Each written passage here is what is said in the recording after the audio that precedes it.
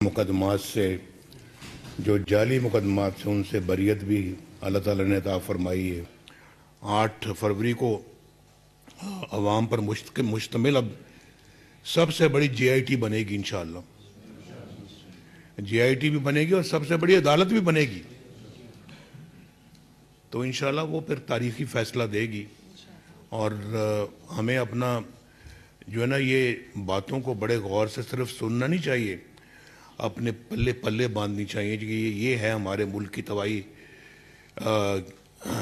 کی وجوہات، اور ہم نے اپنے ملک کو ایسے ہاتھوں میں نہیں چھوڑنا کہ جو کھیل کھیلیں ملک اس کا شکار ہوتا پھرے، بالکل نہیں۔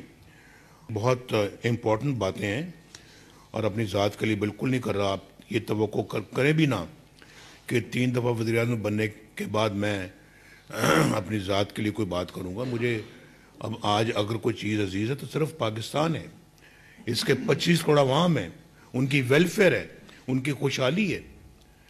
اس کی خوشحالی کو اگر کوئی بدحالی میں بدلتا ہے تو میرا سب سے بڑا دشمن وہی ہے۔ وہ میں داستان سنانا چاہ رہا تھا، پہلی بھی آپ نے سنی ہے، لیکن وہ ایک بڑی ایک معنی خیز قسم کی داستان ہے جو بار بار میری توجہ ادھر جاتی ہے اور میرے منہ سے یہ باتیں نکلتی ہیں، بار بار نکلتی ہیں۔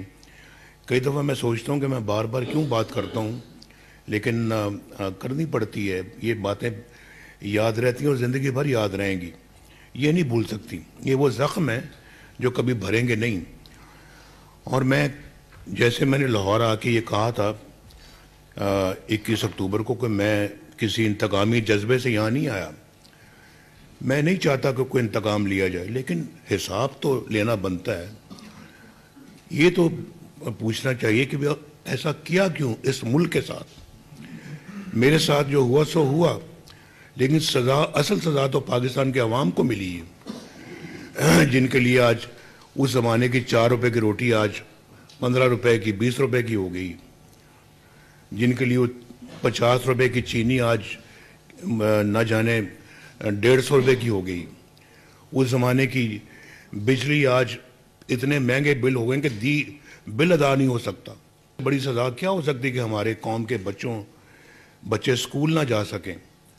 اس سے بڑی سزا کیا ہو سکتی ہے کہ ان کے 2 وقت کا کھانا نہ میسر ہو سکے؟ کیا سزا اس سے بڑی ہو سکتی ہے کہ وہ بیچارے یہی سوچتے رہیں کہ ہم اس مہینے کے اندر اپنے بچوں کی فیس سکول کی کیسے ادا کریں؟ اگر ہم نے بل دینا ہے بجلی کا تو فیس نہیں دی جا سکتی، اور اگر فیس دینی تو بل نہیں دیا جا سکتا۔ یہ نیب کا اپنا فیصلہ نہیں تھا، نیب کو یہ حکم سنایا گیا تھا، اور اس کے بعد پھر جج بٹھا دیا۔ جس جج نے میرے خلاف فیصلہ سنایا تھا، اس جج کو جسٹس اعجاز الحسن کو مانیٹرنگ جج لگا دیا کہ جی آپ بیٹھیں اور آپ سپروائز کریں سارے مقدمے کو، کارروائی کو، اور آپ نے مطلب یہ ہے کہ جی آپ نے انشور کرنا ہے کہ نواز شریف کو سزا ہوگی، اور جلدی سے جلدی ہوگی۔ ویکینڈز پہ بھی کورٹ لگا کرے گی۔ اتنی جلدی تھی سزا سنانے کی کہ ویکینڈز میں بھی، اور جج کو چھٹی بھی لینے سے منع کر دیا گیا کہ آپ نے یہ کام کرنا ہے۔ یہ اتنی بڑی سازش ہے اس ملک کے خلاف جس کا آپ اندازہ نہیں کر سکتے۔